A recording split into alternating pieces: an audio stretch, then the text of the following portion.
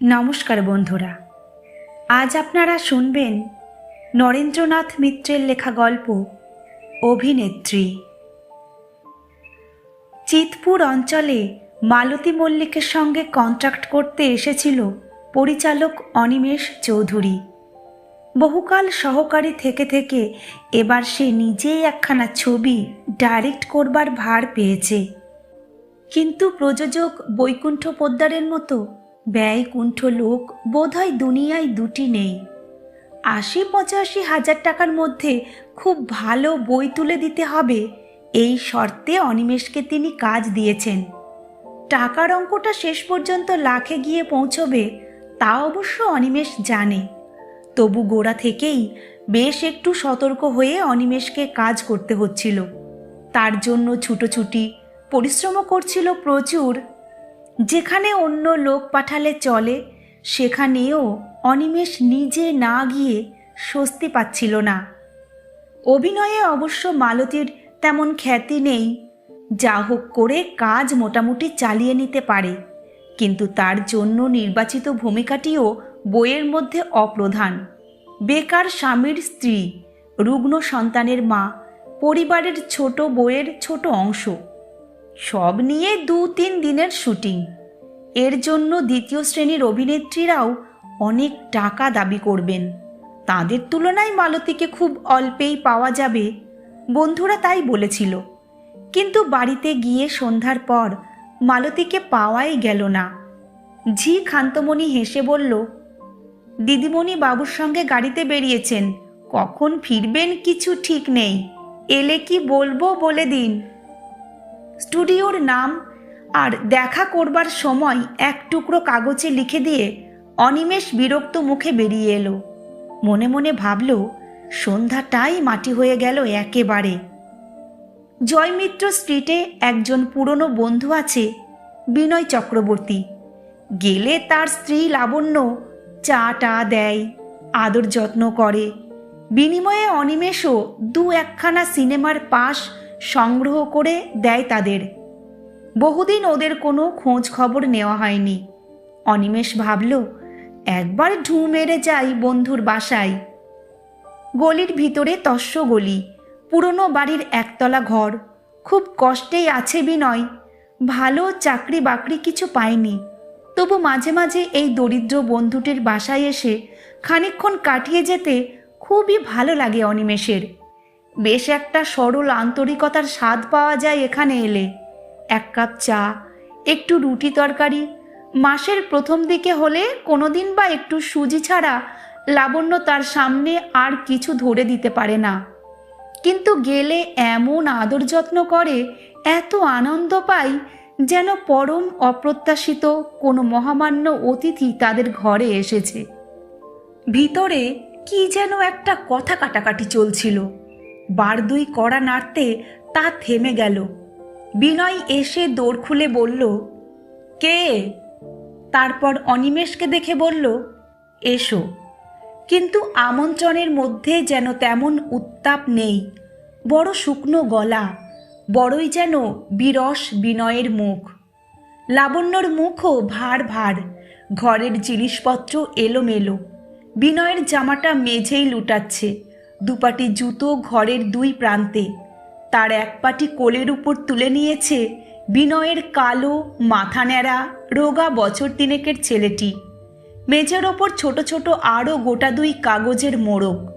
একটা ফেটে গিয়ে মেঝেই খানিকটা মুসুরির ডাল ছড়িয়ে পড়েছে। অনিমেষের বুঝতে বাকি রইল না, বেশ একটা খণ্ড প্রলয় হয়ে গেছে খানিকক্ষণ আগে। লাবণ্য একবার অনিমেষের দিকে তাকিয়ে কোনো কথা না বলে দ্রুত হাতে ঘর গোছাতে শুরু করল। অনিমেষ বলল, এসে বুঝি রসভঙ্গ করে ফেললাম? দাম্পত্য কলহটা খুবই জমে উঠেছিল দেখা যাচ্ছে।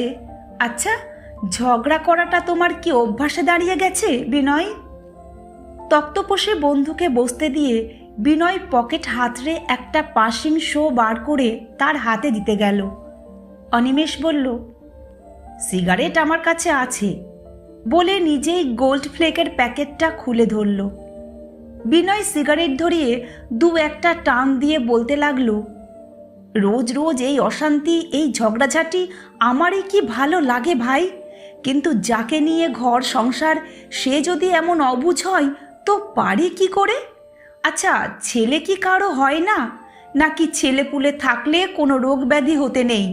কিন্তু তার ওষুধপত্র নিয়ে কার বউ এমন ঝগড়া করে শুনি? যার যেটুকু সাধ্য সে সেইটুকুই করতে পারে, তার বেশি চাপ দিলে। লাবণ্য ফোঁস করে উঠল। কে কাকে চাপ দিতে গেছে ঠাকুরপো? ছেলেটা টাইফয়েডে এবার তো শেষই হয়ে গিয়েছিল। যে দেখেছে সেই মুখ ফিরিয়ে নিয়েছে। কেউ ভাবেনি ওকে ফের তুলতে পারবো।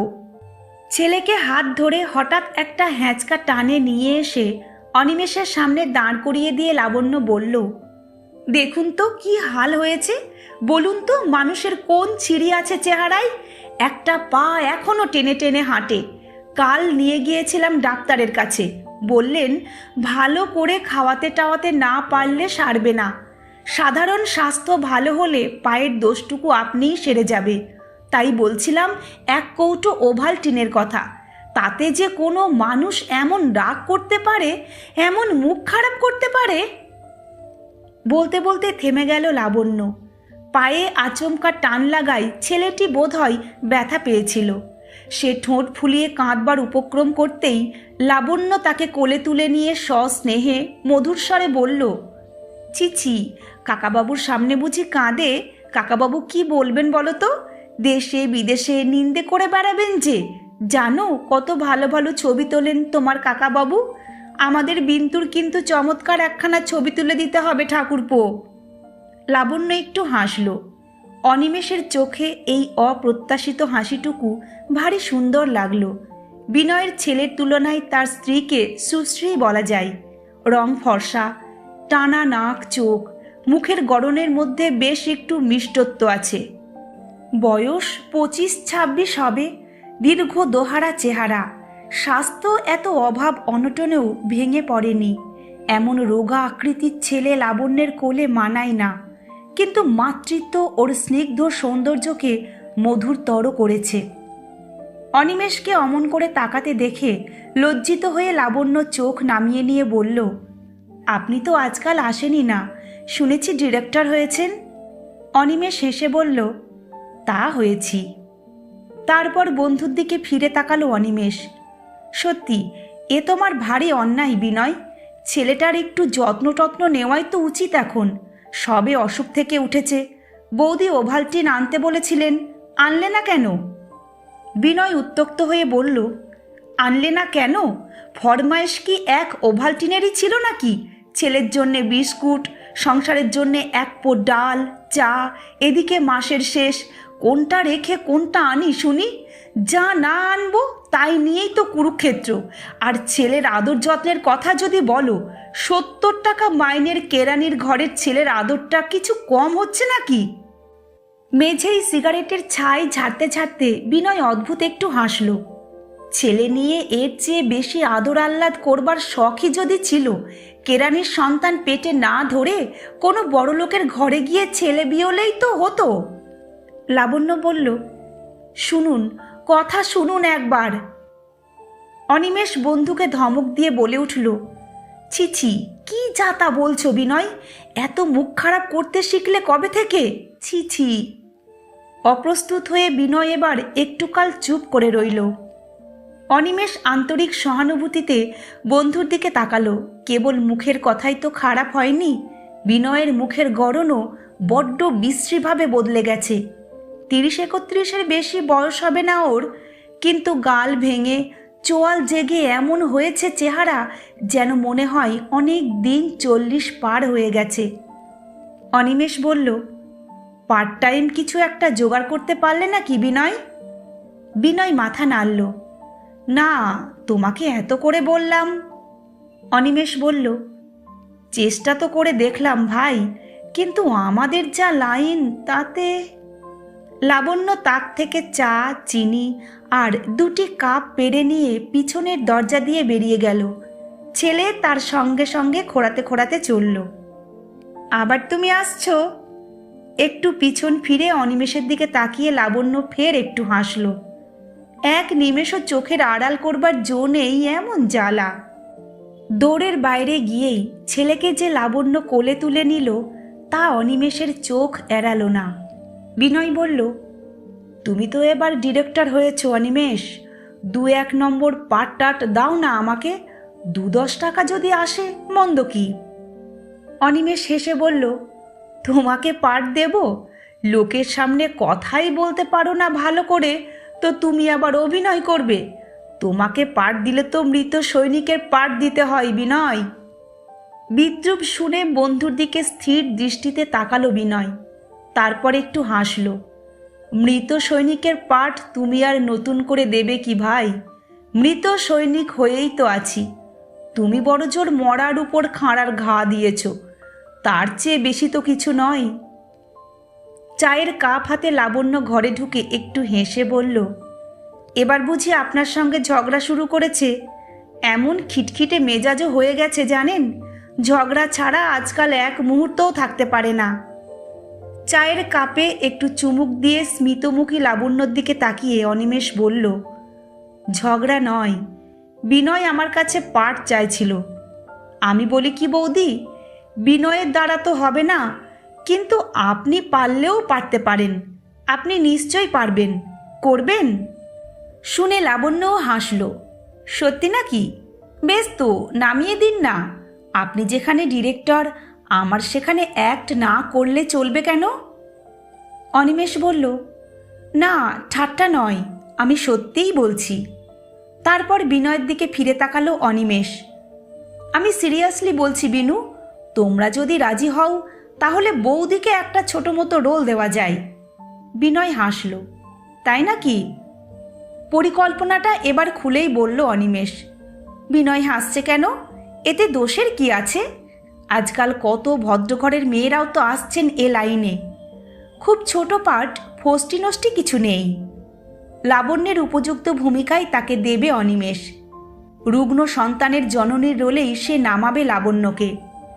সব শুদ্ধ 3-4টি শটের বেশি হবে না, কথাও খুব সামান্য। স্বামীর সঙ্গে মাত্র একবার সাক্ষাৎ হবে, বাকি সব দৃশ্যই ছেলের সঙ্গে আর বুড়ো ডাক্তারের সঙ্গে। স্টুডিওতে বিনয় থাকবে, অনিমেষ থাকবে, কোনো অসুবিধা হবে না। বিনয়ের ছেলে বিন্তুকে শুদ্ধ নামাবে অনিমেষ। নিজের ছেলেকে ঘরে যেমন আদর যত্ন, সেবা শুশ্রূষা করছে লাবণ্য, স্টুডিওতে ক্যামেরার সামনে তার চেয়ে বেশি কিছু করতে হবে না। সব দিয়ে দিন 3 বেরোতে হবে বড় জোর। প্রযোজককে বলে টোলে 100-3 টাকার ব্যবস্থা অনিমেষ করতে পারবে। 300 টাকা? রুদ্ধশ্বাসে চুপ করে রইল লাবণ্য। সে যে অনেক। বিন্তুর চিকিৎসার জন্যে আগে যা কিছু ধার আছে তা শোধ দেওয়া যাবে, দিয়ে থুয়ে যা বাকি থাকবে তাতে ভালো ফুড হবে বিন্তুর। ওর নতুন জামা, জুতো, প্যান্ট আসবে। ওর নামে 25 টাকার একটা সেভিংস অ্যাকাউন্টও খুলে রাখবে লাবণ্য। বড়লোকের ছেলেদের নামে ব্যাংকে টাকা থাকে বলে সে শুনেছে। সে টাকায় হাত দিতে দেবে না বিনয়কে। কিন্তু 300 টাকায় যদি একসঙ্গে আসে, বিনয়ের জন্যেও কিছু কিনে দিতে হবে বই কি। যে হিংসুটে মানুষ, বেরুবার মতো ভালো জামা কাপড়ও নেই। একটা সিগারেট কেসের ভারী শখ বিনয়ের, তাও একটা কিনবে লাবণ্য ওর জন্য। নিজের একখানা ভালো শাড়ি নেই বাক্সে। অবশ্য সে মুখ ফুটে চাইবে না, বিনয় যদি কেনে কিনবে। হাতে অত টাকা এলে বিনয় অবশ্য শাড়ির কথাই আগে বলবে, তা লাবণ্য জানে। আপনি ঠাট্টা করছেন? লাবণ্য অস্ফুট স্বরে বলল। অনিমেষ বলল, না বৌদি, আমি মোটেই ঠাট্টা করছি না। আপনারা যদি রাজি হন আমি সব ব্যবস্থা করে ফেলি। লাবণ্য বলল, কিন্তু লোকে যে নিন্দে করবে। অনিমেষ বলল, কেন নিন্দে করবে? এতে নিন্দের কি আছে? তাছাড়া আপনি যদি নিজের নাম না দিতে চান না দেবেন, লাবণ্যর বদলে অন্য নাম রাখলেই হবে। বিদায় নেওয়ার সময় বন্ধুকে আরও একবার অনুরোধ করে গেল অনিমেষ, তারা সারা রাত ভালো করে ভেবে দেখুক। কাল বেলা 10টার মধ্যে কিন্তু পাকা কথা দিয়ে আসতে হবে অনিমেষকে। বিনয় যদি রাজি না হয় তাহলে অন্য লোকের সঙ্গে কন্ট্যাক্ট করে ফেলবে অনিমেষ। তার দেরি করবার সময় নেই। বইয়ের শুটিং প্রায় আধা আধি হয়ে গেছে, বাকি অর্ধেক মাসখানেকের মধ্যে শেষ করা চাই। সদর দরজা পর্যন্ত লাবণ্য আর বিনয় এগিয়ে দিয়ে এলো অনিমেষকে। লাবণ্য বলল, কিন্তু ঠাকুরপো, আমি কি পারবো? আপনি কি শিখিয়ে নিতে পারবেন আমাকে? অনিমেষ বলল, নিশ্চয়ই। মা কি করে ছেলের পরিচর্যা করে, ছেলের শক্ত অসুখে তার মনের অবস্থা কীরকম হয় না হয়, তা তো আর আপনাকে শিখিয়ে দেওয়ার বেশি দরকার হবে না। পরদিন সকালেই বিনয় গিয়ে অনিমেষকে খবর দিল লাবণ্য রাজি হয়েছে। বিনয় বলল, কিন্তু নামটা ভাই বদলে দেওয়াই ভালো। অনিমেষ হেসে বলল, এটা কি তোমার ইচ্ছে না তাঁর ইচ্ছে? শেষে বৌদি যখন নাম করা লোক হয়ে পড়বেন, তখন নাম বদলাবার জন্যেই হয়তো অনুতাপ হবে। আচ্ছা, নামের ব্যাপার তো সবচেয়ে পরে, সে তখন দেখা যাবে। দুপুরের পর মালতী গিয়ে স্টুডিওতে হাজির। 30 পেরিয়ে গেছে বয়স, চোখে মুখে বয়সের ছাপ। পুরো পাউডারের প্রলেপে তাকে প্রাণপণে ঢাকবার চেষ্টা করেছে। ঠোঁটে লিপস্টিক, চড়া রঙের শাড়ি, গয়না, চুল বাঁধবার ঢঙে নিজেকে অষ্টাদশী বলে প্রমাণ করবার প্রয়াস সুস্পষ্ট। অনিমেষ ভ্রু কুঞ্চিত করে বলল, বড্ড দেরি করে এলেন মিস মল্লিক, আমি আর একজনের সঙ্গে কন্ট্রাক্ট করে ফেলেছি। মালতী বলল, সে কি? আপনি তো আজ 12টার সময় স্টুডিওতে দেখা করতে বলেছিলেন, এখনও তো 5 মিনিট বাকি আছে 12টার। নিজের হাত ঘড়িটা মালতী অনিমেষের চোখের সামনে তুলে ধরল। অনিমেষ বলল, আমাকে আজ সকালেই কন্ট্রাক্ট করে ফেলতে হয়েছে, বড় তাড়াতাড়ি ছিল। কাল থেকেই ফের শুটিং আরম্ভ কি না, তাছাড়া ভেবে দেখলাম মায়ের ভূমিকায় আপনাকে ঠিক মানাতো না। আপনার উপযুক্ত কোনো রোল থাকলে নিশ্চয়ই। মালতী চটে উঠে বিকৃত মুখে বলল, আপনার মতো অমন পুঁচকে ডিরেক্টর ঢের ঢের দেখেছি অনিমেষ বাবু। ছিলেন ফটোগ্রাফার, হয়েছেন ডিরেক্টর। বলে কি না, যত ছিল নল বুনে সব হলো কীর্তুনে। ধরাকে সরা জ্ঞান করছেন। মানাতো না? না মানাবার কি আছে শুনি? কেবল মা কেন, জেঠিমা, খুড়িমা, মাসিমা, পিসিমা, ইচ্ছে করলে না পারি কি? এতদিন ওসব রোলে কেউ আমাকে নামাতে পারেনি। আপনার বইতে ইচ্ছে করেই নামতে চেয়েছিলাম। বেশ, কন্ট্রাক্ট আপনি না করতে চান, না করলেন, কিন্তু 1 মাঘে শীত যায় না, তাও বলে দিচ্ছি। খানিকক্ষণ চেঁচামেচির পর গট গট করে বেরিয়ে গেল মালতী। স্টুডিও সম্বন্ধে যাতে একটা মোটামুটি ধারণা হয়, তার জন্য সপুত্রক লাবণ্যকে আগেই একবার বিনয় ঘুরিয়ে নিয়ে গেল। সাজসজ্জা, যন্ত্রপাতি দেখে লাবণ্য তো অবাক। নির্জীব দুর্বল বিন্তুরও উৎসাহের অবধি নেই। মার কোলে থেকে সে দুর্বোধ্য ভাষায় হাত পা নেড়ে কী সব বলতে লাগলো। মাত্র 1 দিন আছে মাঝখানে, রিহার্সেলের সময় নেই। চলচ্চিত্রে এরকমই হয়, উদ্যোগের আয়োজনের ব্যাপারে অতি দ্রুত চলায় সে অভ্যস্ত। তবু বিনয়ের বাসায় গিয়ে লাবণ্যকে প্রথম দিনের শুটিংয়ের খানিকক্ষণ মহড়া দেওয়ালো অনিমেষ। ছেলের মুখে সামান্য 2-1টি কথা ছিল, কিন্তু বিন্তু মা বাবা ছাড়া এখনও কোনো ডাক শেখেনি বলে অনিমেষ তা কেটে দিল। বিন্তুর বিকলাঙ্গ কদাকৃতি চেহারাটাই ছবির পক্ষে এক বড় সম্পদ। ওর মুখে কথার আর দরকার হবে না। পরদিন গাড়িতে করে নিজেই বন্ধু আর তার স্ত্রী পুত্রকে নিয়ে এলো অনিমেষ। স্টুডিওর দরজায় দেখা হলো মালতীর সঙ্গে। অনিমেষ একটু সৌজন্য আর সহানুভূতির সঙ্গে বলল, এই যে মিস মল্লিক, আপনিও এসেছেন দেখছি, কাজ আছে নাকি? মালতী বলল, আপনার নতুন স্টার দেখতে এলাম, সেও তো এক কাজ। বলে গাড়ির ভিতরে উঁকি দিয়ে লাবণ্যর দিকে ঈর্ষা কুটিল চোখে একটু তাকালো মালতী। লাবণ্য চোখ ফিরিয়ে নিল। মালতী চলে গেলে লাবণ্য বলল, মেয়েটা কে ঠাকুরপো? কীরকম অসভ্যের মতো বারবার তাকাচ্ছিল, আর কি রঙই না মেখেছে মুখে। ছি ছি, কে ও? অনিমেষ মৃদু হাসল। বড় সহজপাত্রী নয় বৌদি, আর একটু হলেই ও আপনার জায়গা কেড়ে নিত। আপনি তো লক্ষ্য করেননি, বিনয় এতক্ষণ তো ওকেই দেখছিল চেয়ে চেয়ে। বিনয় লজ্জিত হয়ে বলল, কি যে বলো। প্রডিউসারকে আগেই বলে রেখেছিল অনিমেষ, লাবণ্যকে দিয়ে অভিনয় করালে টাকা কম লাগবে, তাছাড়া বিজ্ঞাপনের সময়েও সুবিধা হবে খুব। নিজের ছেলে নিয়ে ভদ্রঘরের সুন্দরী কুলবধূ অভিনয়ে নেমেছেন, বইয়ের পক্ষে এর চেয়ে চমৎকার বিজ্ঞাপন আর কি হতে পারে। লাবণ্যকে বৈকুণ্ঠবাবুর সঙ্গে পরিচয় করিয়ে দিল অনিমেষ। মুখখানা বেশ মিষ্টি মিষ্টি, দেখে শুনে প্রসন্নই হলেন বৈকুণ্ঠ। বললেন, বেশ বেশ, আমার কুঁড়ে ঘরে লক্ষ্মীর আগমন হয়েছে অনিমেষবাবু। আহা, মুখখানা কী রকম শুকিয়ে গেছে, ওকে রিফ্রেশমেন্ট রুমে নিয়ে যান এক্ষুনি। সেট সাজানো হলো। আড়ম্বর আয়োজনের কিছু নেই, দরিদ্র নিম্ন মধ্যবিত্ত গৃহস্থের ঘর, ঠিক যেমন ঘর লাবণ্য দেখে এসেছে। অনিমেষ সেটে প্রায় তারই অনুকরণ করল। মেঝেই ছেঁড়া বিছানায় রোগজীর্ণ ছেলে, দায়িত্বহীন ভীরু বেকার স্বামী কোথায় পালিয়ে বেড়াচ্ছে। এদিকে ভিজিট না পেলে ডাক্তার আসবে না, ডাক্তার ডাকবার লোক নেই, টাকা নেই। একবার ছেলের গায়ে হাত দেয় মা, আর একবার হাত তুলে আনে। নিজের হাতে শাঁখা আর এওতির লোহা ছাড়া আর কিছু নেই। এক চিলতে হাড় এখনো আছে ছেলের গলায়, খানিক আগে হাড় হাড় বলে কেঁদেছিল, তাই পরিয়ে দিতে হয়েছে। এখন ঘুমন্ত ছেলের গলা থেকে মা সে হাড় কি করে তুলে নেবে? সোনার অঙ্গ থেকে কি সোনা ছিঁড়ে নেওয়া যায়? তবু নিতেই হলো।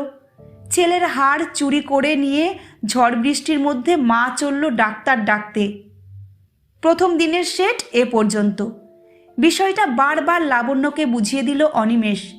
সেটের ভিতরে নিয়ে গিয়ে বারবার তাকে মহড়া দেওয়ালো, কিন্তু লাবণ্যর কিছুতেই যেন হতে চায় না। নিতান্ত নিরুদ্বেগ মুখ লাবণ্যর, দুঃখ নৈরাশ্য ক্ষোভ কোনো ভাব ফুটে উঠছে না, একান্ত অভাবব্যঞ্জক মুখ। বাইরের অনেকগুলি পুরুষ যে তার দিকে তাকিয়ে রয়েছে, তার জন্যে মাঝে মাঝে লজ্জা আর সংকোচ প্রকাশ পাচ্ছে তার। বারবার মাথায় আঁচল টেনে দিতে চাইছে লাবণ্য। বিরক্ত হয়ে শেষ পর্যন্ত অনিমেষ ধমক দিল, আপনার লজ্জারত সময় কই? আপনার ছেলের ম্যালিগন্যান্ট ম্যালেরিয়া, টাইফয়েডের চেয়েও শক্ত অসুখ, 24 ঘন্টার মধ্যে মারা যেতে পারে আপনার ছেলে। আপনি যান, ছেলের কাছে গিয়ে বসুন, তার গায়ে হাত বোলান। কিন্তু সেটের মধ্যে লাবণ্যর হাত কাঁপে, পা কাঁপে, ঠোঁট কাঁপে থর থর করে। অদ্ভুত একটা ভয় তাকে পেয়ে বসেছে। সে ভয় ছেলের মৃত্যু ভয় নয়। অনেক কষ্টে যদি বা ছেলের কাছে তাকে বসানো গেল, তার আড়ষ্ট ভঙ্গি কিছুতেই যেতে চায় না। ছেলের মাথার কাছে বসে হাতে পাখা নিয়ে সঙ্গে সঙ্গে লাবণ্য তা রেখে দিল। অনিমেষ ধমক দিয়ে উঠল, অমন করে বাতাস করে নাকি? আপনার নিজের ছেলে মরে যাচ্ছে। লাবণ্য মাথা নেড়ে বলল, না না না। পুরো ঘণ্টাখানেক চেষ্টা করে শেষে সেট থেকে লাবণ্যকে নামিয়ে আনলো অনিমেষ। তারপর অসহায়ের মতো বলল, হলো না। লজ্জায় অনুশোচনায় লাবণ্য মুখ নিচু করল। বৈকুণ্ঠ পোদ্দারের পাশের চেয়ারেই বসেছিল মালতী মল্লিক। অনিমেষ আর লাবণ্যর কাণ্ড দেখে মুখে রুমাল চেপে ধরেছিল, তবু তার হাসির শব্দ অস্পষ্ট ছিল না। বৈকুণ্ঠবাবু বললেন, মিস মল্লিক, আপনি এ যাত্রা উদ্ধার করুন। মালতী বলল, উদ্ধার আমি করতে পারি, কিন্তু 1000 টাকার 1 পয়সাও কম হবে না। বৈকুণ্ঠ বললেন, আচ্ছা আচ্ছা, সেজন্যে আটকাবে না। কাজ সারতে সারতে যদি রাত হয়ে যায়, আমি নিজের গাড়িতে আপনাকে পৌঁছে দিয়ে আসব, আপনি ভাববেন না। মালতীর ঠোঁট টিপে হাসল। বেশ তো, দেবেন। আপাতত ভ্যানিটি ব্যাগটি রাখুন আমার, আর কন্ট্রাক্ট ফর্মটা দিন।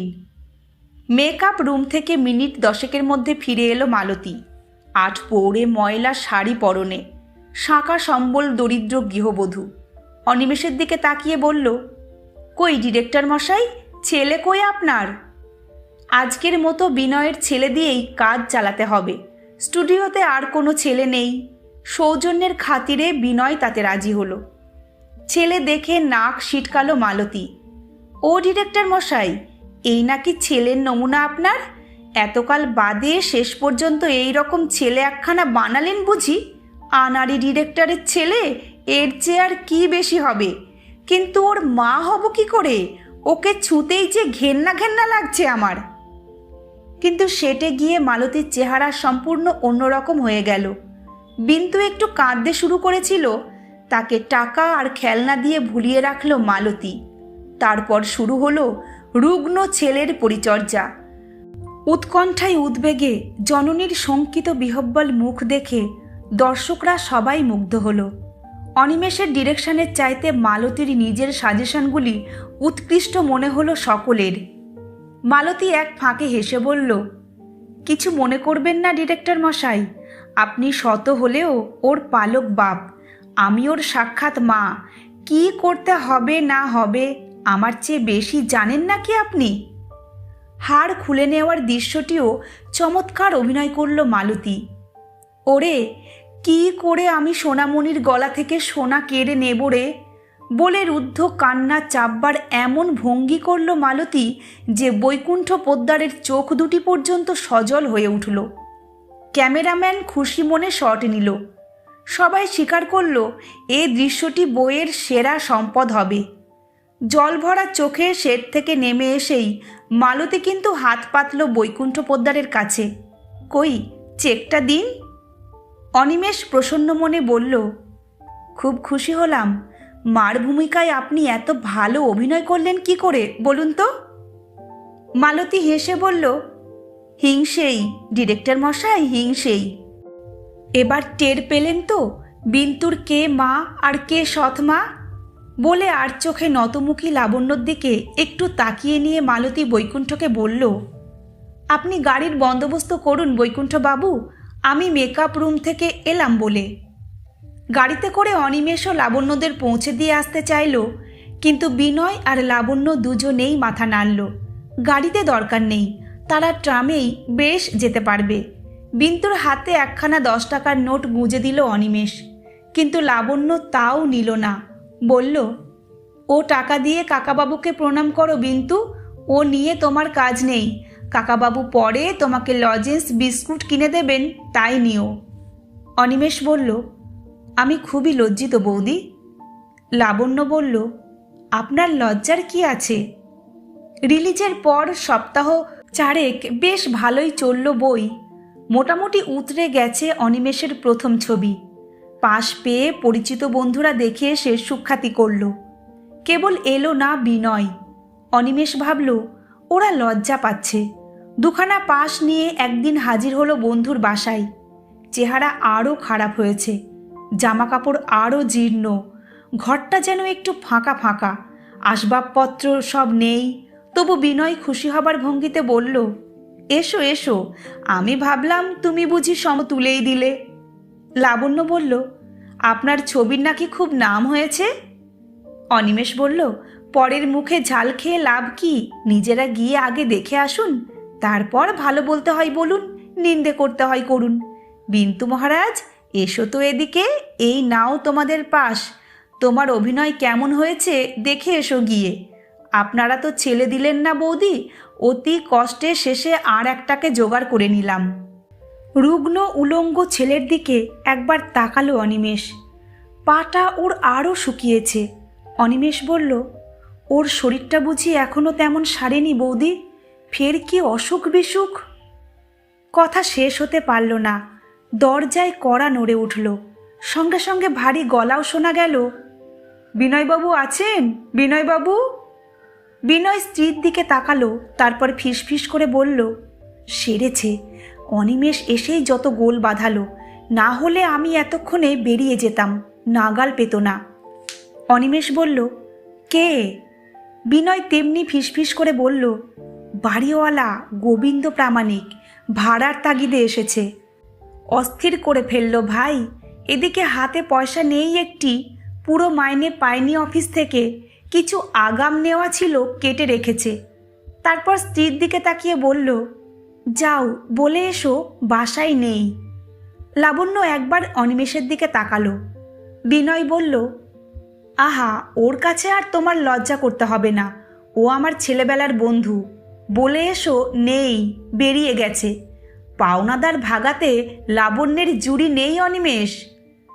লাবণ্য স্থির দৃষ্টিতে একটুকাল স্বামীর দিকে তাকিয়ে থেকে বলল, নেই বললে বিশ্বাস করবে কেন? তোমার গলা শুনতে পেয়েছে। বিনয় কাঁথাটা মুড়ি দিয়ে টান হয়ে শুয়ে পড়ল। তাহলে বলো গিয়ে, বড্ড অসুখ। সদর দরজায় লাবণ্যর সঙ্গে আগন্তুকের মৃদু কণ্ঠে কি একটু কথা হলো। তারপর একজন পৌর মতো লোককে সঙ্গে নিয়ে লাবণ্য ফিরে এলো। আসুন কাকাবাবু, এমন দুর্বল হয়ে পড়েছে যে উঠে যাবার পর্যন্ত সাধ্য নেই। বাড়িওয়ালা গোবিন্দ প্রামাণিক ঘরের ভিতরে এসে দাঁড়ালেন। বছর 50 হবে বয়স, লম্বা চওড়া স্বাস্থ্যবান পুরুষ, মাথায় কাঁচা পাকা চুল, ভুঁড়ির কাছে ফতুয়ার বোতাম দুটি খোলা। কাঁথা মুড়ি দিয়ে বিনয় ততক্ষণে পাশ ফিরে শুয়েছে। লাবণ্যর দিকে তাকিয়ে গোবিন্দবাবু বললেন, হয়েছে কি বিনয়বাবু, জ্বর টর নাকি?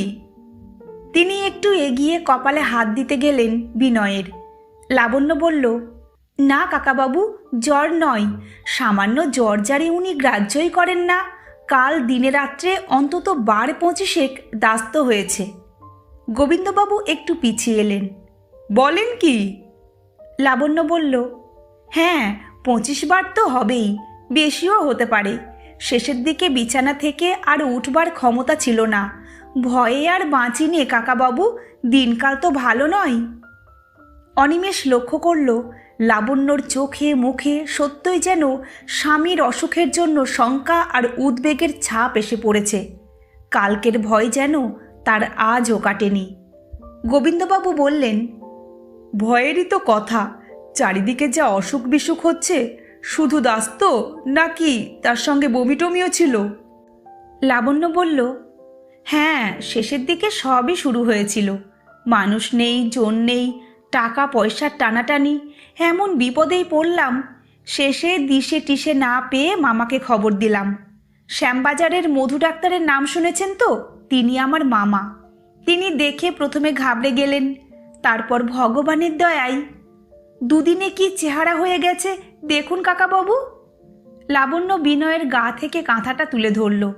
গোবিন্দবাবু বললেন, খাওয়া দাওয়ার কিছু গোলমাল হয়েছিল নাকি? না হলেই বা কি, মানুষের শরীরের কখন যে কি হয় তা কেউ বলতে পারে না। লাবণ্য সস্নেহে স্বামীর কপালে হাত বুলালো। ঘুমিয়ে পড়লে নাকি? কাকাবাবু ডাকছেন তোমাকে। গোবিন্দবাবু বাধা দিয়ে বললেন, থাক থাক, ওকে আর ডেকে কাজ নেই। আমি ভাড়াটার কথা বলবো ভেবেছিলাম মা। যাক, আজ আর না বললাম। কিন্তু এদিকে 2 মাস হয়ে গেল, বিনোদ 2-3 দিন এসে ঘুরে গেছে, বিনয়বাবুর দেখা পায়নি। লাবণ্য বলল, একটু সুস্থ হলে উনি নিজেই গিয়ে ভাড়া দিয়ে আসবেন কাকাবাবু, বিনোদকে পাঠাতে হবে না। স্কুলের ছেলে, পড়াশোনার ক্ষতি হবে ওর। তারপর অনিমেষের দিকে তাকিয়ে লাবণ্য বলল, চমৎকার ছেলে, এত ছেলে মেয়ে আসে যায়, কিন্তু বিনোদের মতো এমন শান্তশিষ্ট স্বভাব আমি আর কারো দেখিনি। কাকাবাবু দুঃখ করেন পড়াশোনাটা তেমন হলো না। 2বার ফেল করেছে ফার্স্ট ক্লাসে। তা করলই বা, লেখাপড়াটাই কি মানুষের সব? পড়াশুনো করে কি যে হয় তাও তো চোখের ওপর দেখতে পাচ্ছি। মানুষের স্বভাবটাই আসল। কি বলুন ঠাকুরপো? মানুষ যদি সৎ হয়, সত্যি কথা বলে। অনিমেষ একটু ঢোক গিলে বলল, তা তো ঠিকই। এক ফাঁকে গোবিন্দবাবুর সঙ্গে অনিমেষের পরিচয় করিয়ে দিল লাবণ্য। বলল, মস্ত বড় ডিরেক্টর। আপনি তো সিনেমা টিনেমা কিছু দেখেন না, কিন্তু সিনেমাওয়ালারা সবাই ওর নাম জানে। ওর ছেলেবেলার বন্ধু, অসুখের খবর পেয়ে দেখতে এসেছেন। একটু বাদে গোবিন্দবাবু বললেন, আমি তাহলে আজ চলি, আমার কথাটা কিন্তু। লাবণ্য বলল, নিশ্চয়ই, উনি সুস্থ হয়ে উঠেই আপনার সঙ্গে দেখা করবেন। কিন্তু ও কি কাকাবাবু, উঠলে চলবে না, একটু বসুন, 1 কাপ চা করে আনি। চা তো খুব ভালোবাসেন আপনি। গোবিন্দবাবু একটু শঙ্কিত হয়ে বললেন, না না, আজ চা থাক, চা আজকাল আর আমি তেমন খাইনি। লাবণ্য বলল, তাহলে থাক, আজ আমিও বেশি খেতে বলবো না কাকাবাবু। যা দিনকাল, একটু পরিষ্কার পরিচ্ছন্ন হয়ে সাবধান সতর্ক মতো থাকাই ভালো। আর একদিন এসে কিন্তু চা খেয়ে যেতে হবে, কথা দিয়ে যান কাকাবাবু। লাবণ্যর মুখে হাসি, গলায় আবদারের সুর। আচ্ছা মা, আচ্ছা, আসবো আর একদিন, বলে গোবিন্দবাবু সদর দরজা দিয়ে বেরিয়ে গেলেন। বিনয় কাঁথা ফেলে দিয়ে সোজা হয়ে উঠে বসল। বন্ধুকে বলল, দেখলে তো, তোমার চেয়ে আমি নেহাত খারাপ ডিরেক্টর নই। অনিমেষ এতক্ষণ বিস্ময়ে নির্বাক হয়েছিল। এ সম্বন্ধে কোনো রকম মন্তব্য করতে প্রথমে সে একটু কুণ্ঠাবোধ করল, কিন্তু বিনয়ের সপ্রতিভ ভঙ্গিতে খানিকটা নিশ্চিন্ত হয়ে অনিমেষও সহজ হবার চেষ্টা করে হেসে বলল, তা ঠিক, তবে তোমার চেয়েও বেশি কৃতিত্ব কিন্তু বৌদির। এমন পাকা অভিনেত্রীর ডিরেক্টরের দরকার হয় না। লাবণ্যর দিকে ফিরে তাকালো অনিমেষ। আপনি মালতী মল্লিকের চেয়ে কোনো অংশে কম নন, কিন্তু সেদিন অত ঘাবড়ে গেলেন কেন বলুন তো? লাবণ্য স্থির দৃষ্টিতে অনিমেষের দিকে তাকিয়ে থেকে অদ্ভুত একটু হাসল। মালতীও এখানে এসে ঘাবড়ে যেত ঠাকুরপো, এতক্ষণই তার সাধ্যেও কুলোতো না। লাবণ্যর ধরা গলায় দুই বন্ধু চমকে উঠে ওর মুখের দিকে তাকালো। লাবণ্যর ঠোঁটে সেই হাসিটুকু এখনও লেগে রয়েছে, কিন্তু চোখ দুটো হঠাৎ অমন ছলছল করছে কেন? গল্পটি এখানেই শেষ হলো।